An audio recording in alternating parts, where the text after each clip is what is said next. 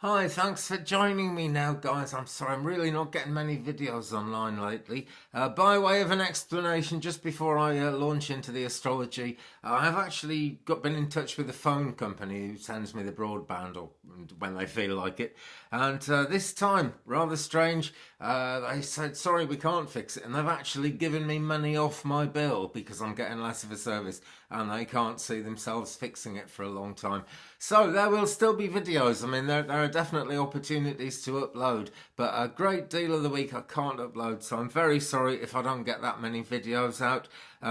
This week, right, this is quite a not too bad a week for it, if you know what I mean, because there's actually only one really eventful day. There are actually two events happening on it. It's about the Sun and Mercury leaving the sign of Taurus and entering Gemini. This gets things going at a much faster rate, and this is on Tuesday, the 21st of May, so this is actually coming up very soon. I'm recording this on Monday the 20th, and I hope you're able to see it by then. And there's that playoff between Mercury and Gemini. We know Mercury and communication don't always get on well, so there'll be some adjustments to make there, I should think. But really, Gemini is very wanting to communicate, very quick to communicate. That twins influence thing gets people wanting to twin their ideas up and work together with other people. Very often like-minded people is the best way to go in that and just about every situation. But yeah, Gemini, all about learning really. And for the next month, the Sun is going to be in Gemini, so it's really going to power that up. The Mercury side of it happens fairly quickly. That's quite a brief transit, but Sun in Gemini is for a month, and so that is really going to be a good time and a long enough time for things to happen in a good way, for things to happen, and then just kind of get themselves sorted out and calm down a whole month, so there's a certain amount of balance possible there as well. Gemini tends to bring new people and it tends to bring new perspectives, so very positive changes as we're looking at that, a real smorgasbord. But the Mercury transit is so brief, and so immediately as this begins to happen, shall we say just during this week now, we're going to see kind of fast-paced communications, but going really into depth isn't going to be the best thing to do with that by a long way. Really, it's about networking. It's about thinking through your options, actually. What could you do? Which way could you go? It's very helpful very often to think through that with like-minded people. That can really make the difference. That can really get you places. But, a certain amount of brainstorming, because it's not kind of coming up with a clear idea time, at least at the beginning of the Sun in Gemini, as I say, as we actually move through the month of have the 4-week period, as it were. Moon to moon rather than a calendar month, you know what I mean? As we move through that, that is actually going to change. That is actually going to be kind of consolidating, and, we'll have had time for this to take root and start happening.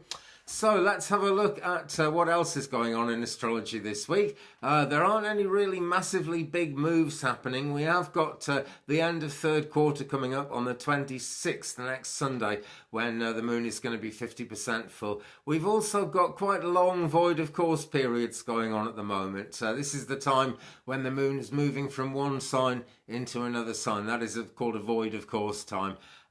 It sort of has no characteristics, but some of the voids, quite often, shall we say, some of the voids point us in one direction or another, but really there's no point in going in any direction during a void of course. It's like a wait and see time, a sort of corridor between situations. It's a good time to take a rest usually, but certainly it's a good time for not doing anything that attracts any new action, like not launching a new thing, anything like that. In fact, actually, as the moon is now sort of waning down from that intense, powerful full moon we had on Saturday the 18th, it's actually it's more about getting on with things. It's more about looking back over what we've done and consolidating what we've done than actually taking on new things and launching new things. But so we've got these long void of course periods, which are going to give us plenty to think about. So Tuesday the 21st, which is the same day as the Sun in Gemini and Mercury in Mercury in Gemini as well, because they're coming out of Taurus. That is actually going to be happening at the same time, just about as the moon enters Capricorn. because that's at midnight 56 Pacific, 3:56 a.m. Eastern. Here in UK, 8:56 a.m., 6 minutes to 9. We get that Capricorn moon. Then moving through the week, there's a long, pretty much a long void. It's kind of like 14 hours just about. 4:57 a.m. UK time, right through to 18:49 UK time, and that's when the moon is going to enter Aquarius. So UK and Canada times, 8 hours before that, west side, 5 hours before that, east side. That's the way it goes. New Zealand, 13 hours ahead. It's not that I forget you, it's that I forget everything. It's the kind of guy I am. Okay, so we'll have been through Capricorn now, that kind of formal, strict kind of attitude. Cappies are exacting because they need to be sure of where they are. It's very difficult to kind of grow your life and move really forward for a Capricorn unless you feel kind of solid where you are. So it is actually a good time of consolidation that we're coming into. That ought to sit reasonably well with most of us, but people are kind of reserved, distant, rules, regulations kind of take over. Good if you've got to be really painstaking and take extra responsibilities, and be disciplined about a thing. That kind of thing goes well, but it's not a great time to kind of rely on someone else giving you what you want or being pliable. I'm not saying it's not going to happen, it's just not a good time to rely on that. So then we've got this long void, of course, again, and on Thursday the 23rd then, is it? Yes, Thursday the 23rd, moon in Aquarius. More interest in knowledge, more wanting to communicate. And actually this does sit extremely well with Sun in Gemini, actually. So there'll be a developing theme as we go forward with that. Great time for studying things, science, doing experiments, whatever, reading. Anything that needs that extra subordination and discipline that we got so well on with Capricorn earlier in the week is then going to be not exactly out of the window, but that's going to be on hold because it's kind of it's more out there, it's more learning, but it's practical learning and it's practical progress in that sense, so no bother there. Now guys, this is I say this on my other channel a lot, and I think it's worth saying it on this one. The energies behind this are very much fluid energies. You've got to adapt this to, your situation. The most important interpretation of any reading, particularly an online reading that's given out to everyone, is the one you put on it yourself. Okay, but it's fluid energy. It can change. It's tied up with karma, and by that I don't mean the kind of karma where someone gets a slap for doing something they shouldn't have done.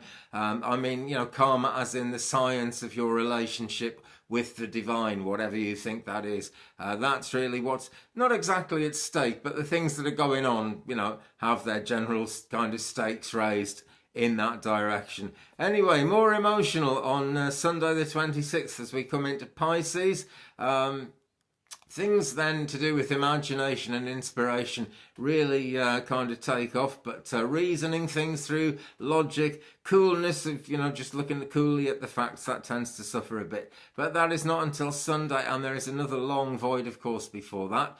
That's actually going to be, it's actually going to be very late Saturday night, because it's going to be 11:07 p.m. Pacific, 2:07 a.m. Eastern, and 7:07 a.m. here in UK when we get that Pisces moon. That is also apogee, when the moon is as far away from the Earth as she gets, because the cycle is slightly it's very egg-shaped by tens of thousands of miles, and so she is that bit further away than usual as she comes into half moon. So we really are looking at a lull of things going on there. And then the zodiac cycle starts next week on the 28th, Tuesday the 28th, when the moon enters Aries, and then we start again. So there we go, friends. It's actually less eventful than it's been in recent weeks. I think last week we had about 5 things happening. The last few weeks it's been like that. It's been very intense.